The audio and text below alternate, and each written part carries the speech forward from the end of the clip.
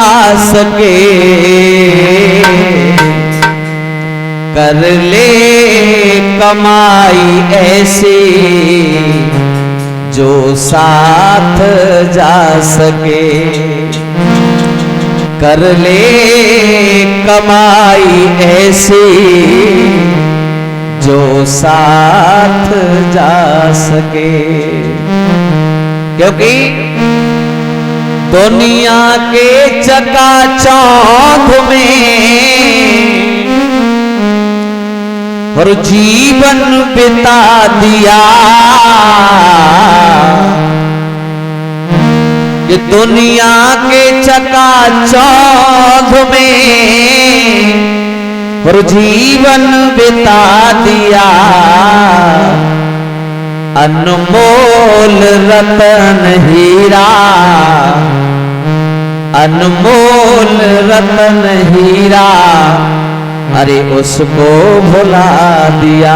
इसलिए कहना है, देखिए समय का अभाव में संगीत का प्रयोग बहुत कम करूंगा, थोड़े शब्दों में मुझे कथा प्रसंग तक पहुंचना है तो मैं जरूर पहुंचने का प्रयास करूंगा। कि मानव वही है जो इसका, कि मानव वही है जो इसका और फायदा उठा सके, कर ले कमाई ऐसी जो साथ जा सके, कर ले कमाई ऐसी जो साथ जा सके। बोलिए भक्त वत्सल भगवान की। कहते हैं भगवान ने हमें मानव का चोला देकर के भेजा है, मानव बना करके भेजा है, तो अपना भी धर्म बनता है एक मानवता को प्रगटाएं। और दानवता अगर थोड़ी बहुत आ भी गई है माया के घमंड में, बल के घमंड में, अहंकार कैसो सही काऊ के घमंड में अगर भूले ना समावो, तो उस समय भगवान का ध्यान कर उस चीज को भुलाने में भलाई। कर ले कमाई ऐसी जो साथ जा सके। यहाँ जो कमाई कर रहे हो ना वो इस संसार तक सीमित है, लेकिन प्यारे जो वहां तुम्हारी जो कमाई है ना, जो वहां साथ देगी, वो कुछ कमाई यही है जो आजकल हम लोग जुड़ने के लिए जा रहे हैं। अभी कथा शुरू नहीं है, अभी तो यहाँ पर एक धार्मिक चर्चाएं चल रही हैं, लेकिन धार्मिक चर्चाओं के साथ साथ में ये और आपको अवगत करा दूं, हमारे विद्वान जन संतजन हमें ये समझाते हैं कि जिस जगह पर भगवान की पावनमयी कथाएं होती हैं, जहां भगवान का सत्संग होता है, वो जगह बड़ी ही पावन और पवित्र कही जाती है। और यहाँ तो खैर माता रानी की कृपा है, ये माता रानी का प्रांगण है, ये हमारा प्रांगण नहीं है, हाँ? और यहाँ तो ये जगह वैसे ही पावन है। और मैं उस दिन भी आया था, उस दिन भी यहाँ के बारे में मैंने बहुत कुछ सुना और आज भी मैंने सुना। बड़ी कृपा रही माता रानी की, जो यहाँ ऐसी जगह पर विनय को आने का सौभाग्य प्राप्त हुआ।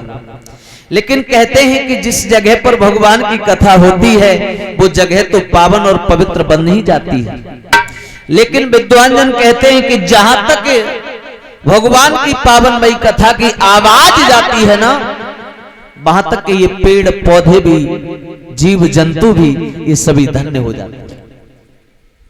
एक बार संतों से यही प्रश्न कर दिया, कुछ सांसारिक जीवों ने कहे एक बात बताओ महाराज जी, ये आखिरकार जिस जगह पर कथाएं होती हैं, जहाँ सत्संग होते हैं, आपने अभी थोड़ी देर पहले सत्संग के माध्यम से हमें ये बताया कि वो जगह स्वर्ग से बढ़कर के मानी जाती है जहाँ भगवान की कथाएं होती हैं, जहाँ सत्संग होता है। लेकिन सर वो चीज मेरे समझ में नहीं आई, आखिरकार वो स्वर्ग से बढ़कर है कैसे, जरा इतना और समझा दो।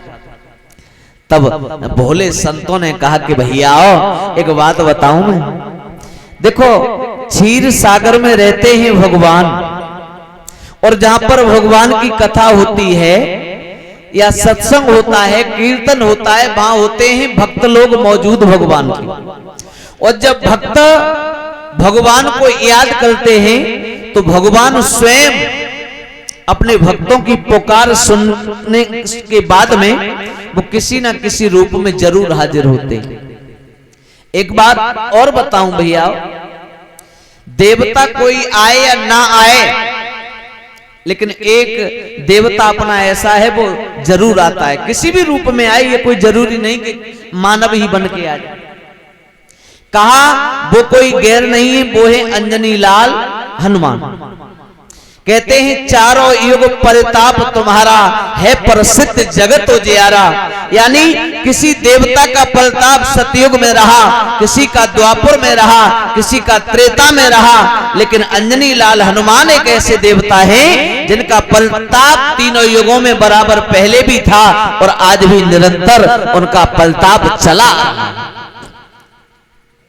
आजकल देखो करिश्मा कहां देखने को मिले, बोले बागेश्वर में है।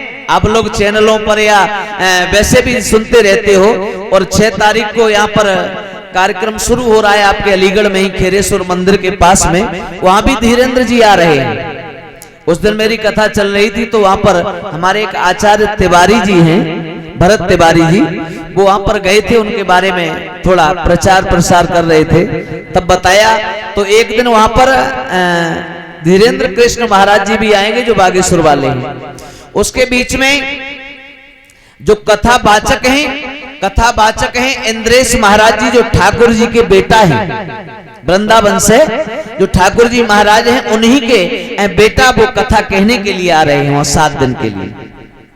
तो देखो, और मैं तो आपसे भी कहूंगा कि अगर आप लोगों को समय मिले तो आप भी अपना भाग प्रदान करें, आप लोग भी वहां पहुंचे। क्योंकि देखिए एक स्तंभ है धर्म, और धर्म के सहारे ही हम लोग अपना जीवन यापन कर रहे हैं। तो मैं वही जहां प्रसंग कह रहा था मैं वही आपको जोड़ता हूं। कहते हैं चारों युग परिताप तुम्हारा किसका, अंजनी लाल हनुमान का। एक बात और बताऊं भैया, कथा सब वही है, आज से पहले भी आपने कथाओं को सुना है। मैं आज कोई पहली बार कथा कहने के लिए नहीं आया हूं, लेकिन एक संकेत जरूर करूंगा। देखो कथा वही है, लेकिन कथा कहने के तरीका है वो अलग अलग है, वाचक बदलते रहते हैं, लेकिन भगवान की कथा सब वही रहती है। अब मैं किस तरीका से कथा कह रहा हूं, मुझसे पहले जो आए थे वो किस तरीका से कथा को कह रहे थे, यानी अपना अपना कथा कहने का तरीका अलग अलग है। और मैं समझता हूं तरीका वही बढ़िया है जो